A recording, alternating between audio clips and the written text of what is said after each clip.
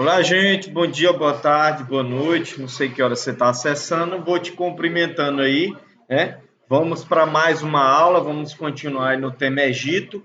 Agora vamos falar sobre o Egito Antigo, né? Como é que essa sociedade se formou aí? Vamos lá? Então, deixa eu só preparar aqui meu marcador aqui. Beleza. Pois vamos lá. Egito Antigo. Olha o que o nosso livro diz a respeito aí, né?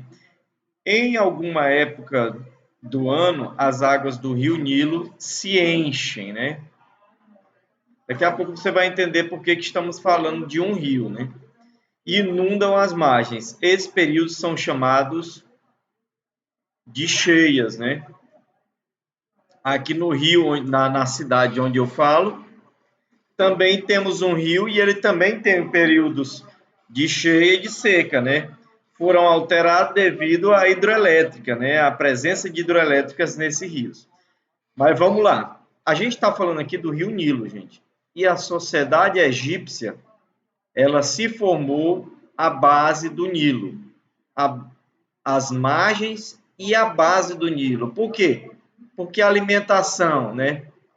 A agricultura, a grande produção que eles tinham era devido ao rio Nilo, principalmente as cheias do rio Nilo e os canais que eles fizeram a partir do rio Nilo, ok?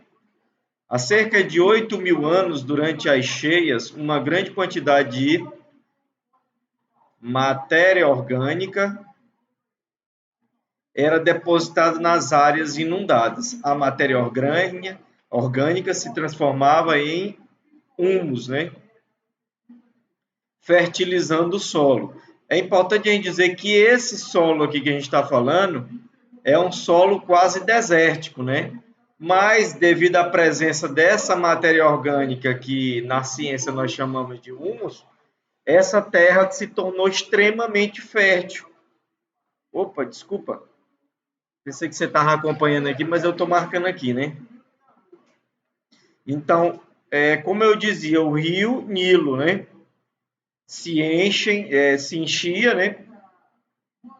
E aqui depositava matéria orgânica. Essa matéria orgânica é esse aqui, ó, chamado de humus, fertilizando um solo que é um solo deserto, um solo do deserto, né? Que é aquela região. Ao perceberem isso, diversas comunidades passaram a cultivar alimentos como trigo e cevada, né? Deixa eu apagar o primeiro aqui. Pronto. Trigo e cevada. E tornaram-se o quê? Sedentárias. Nessa região existiam várias tribos, várias comunidades, só que essas comunidades elas não paravam, elas ficavam de lá para cá, de cá para lá. Viajavam o deserto, de oásis em oásis, em busca de água para alimentar seus animais, mas quando eles descobriram a possibilidade de parar em um lugar onde teriam uma grande produção, onde teriam retorno, elas terminando parando, né? A abundância de alimentos favoreceu o quê? O aumento da população. Ora, se eu ganho bem, se eu tenho uma boa casa, um lugar tranquilo, eu vou ter segurança para ter filhos, né? E é o que aconteceu com esse povo. Eles se tornaram sedentários e começaram a formar suas famílias, né? A aumentar suas famílias. Com o passar do tempo, foi se construindo a organização do Estado. Então, essas comunidades, né, que estavam lá, elas formaram um Estado, né, um governo, né, as pessoas escolheram pessoas para mandar, né, nessa sociedade. E deu origem ao quê? Ao Império do Egito Antigo, né, que é o começo do Egito. Para aproveitar melhor as águas do período da cheia, os egípcios criaram um sistema de irrigação chamado Shaduf, né? Nesse sistema, a água do rio Nilo era levada para as partes mais altas do império, né? As partes mais altas do império. Detalhe, nesse período não existia encanação e nem bomba, né? Muito menos eletricidade, onde eram armazenados em reservatórios. Essa água era utilizada na irrigação dos campos e na criação de animais. Então, quando o rio secava, eles tinham água armazenada e essa água era usada, né? Vamos ver aqui o mapa, né? Quem está falando muito sobre... Vamos ver aqui o mapa, aqui, ó. Você vê aqui, ó. Onde o rio Nilo passa, está em amarelo, né? As margens. Era controlado pelos egípcios. Aqui era controlado e cultivado. E grandes cidades se formaram, né? Ó. Grandes cidades como Teba, Karnak, por exemplo, né? Mênfis, Xissé e o próprio Cairo, né? Onde é o Cairo hoje.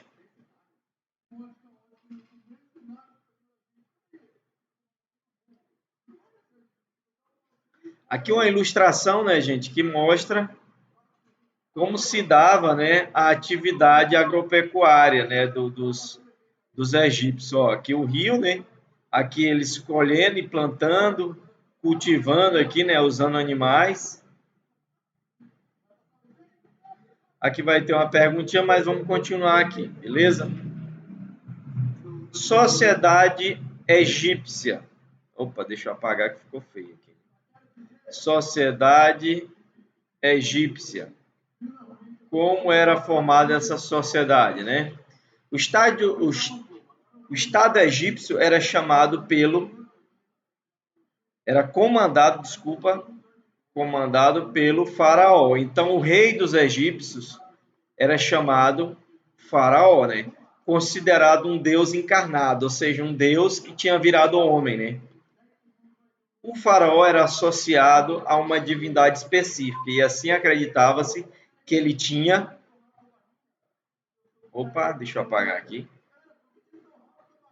Que ele tinha poderes sobrenaturais, ou seja, poderes que nenhum outro homem tinha, né?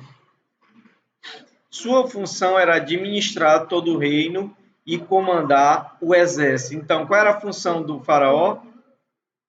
Ele administrava o reino e era também o comandante do exército. É o que hoje em dia os presidentes, né, fazem. Quase isso. Para isso, o faraó contava com muitos funcionários.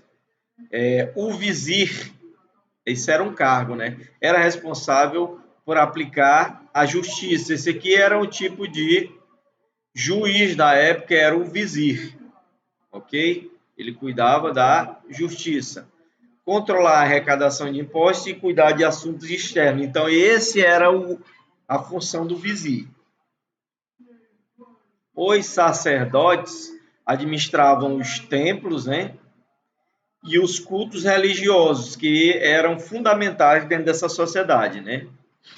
Já os escribas, né, eram encarregados de, olha aqui, escrever, né, registrar por escrito os impostos arrecadados,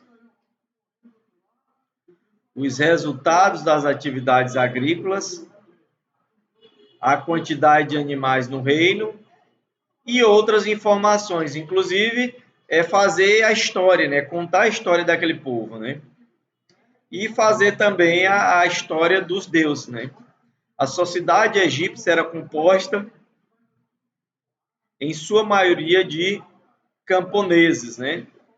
Igual a nossa sociedade. A maioria da nossa sociedade são trabalhadores, né? São operários, responsáveis por cultivar a terra e cuidar de animais. Ou seja, eles faziam a riqueza para toda a sociedade. A maior parte da colheita era dada ao faraó, então eles colhiam, mas ficavam só com a porcentagem, a maior parte ia para o faraó, né? Como pagamento de tributos. Na cidade viviam os artesãos, né? Que se dedicavam à ocupação como armeiros, né? Eles faziam as armas, né? Arco, flechas, lanças, espadas, né? Etc, né? Barqueiros, né? Eles construíam os barcos. Pedreiros, né? E carpinteiros construíam casas, estruturas, né?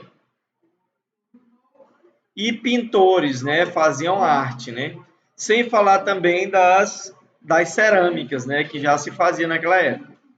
Tanto no campo quanto na cidade haviam também o que? Os escravos, né? Tanto é que no relato bíblico, os hebreus em determinado tempo eles foram escravos dos egípcios, né? Eles podiam desempenhar diversas ocupações que também eram realizadas por pessoas livres. Então, essas atividades, muitas atividades eram feitas por escravos, mas também por pessoas livres, como artesãos e camponeses. Desculpa. Em relação à população total, os escravos eram o quê? Minoria, né? Já no relato bíblico, naquele momento dos hebreus, eles eram maiorias. Aqui, né, tem aqui, ó, a colheita de uvas, né, para fazer vinho, né? E aqui, ó, eles colhendo, eles amassando a uva, né? Muito interessante. E na próxima aula a gente vai falar sobre as mulheres no poder, né? E por enquanto nós vamos deixar uma atividade na plataforma, você que está acompanhando pela plataforma, você que não está acompanhando pela plataforma, a gente agradece. Queria convidar vocês a me seguir no @verdades.ig e no @xerxes2, ok? Valeu, até a próxima aula.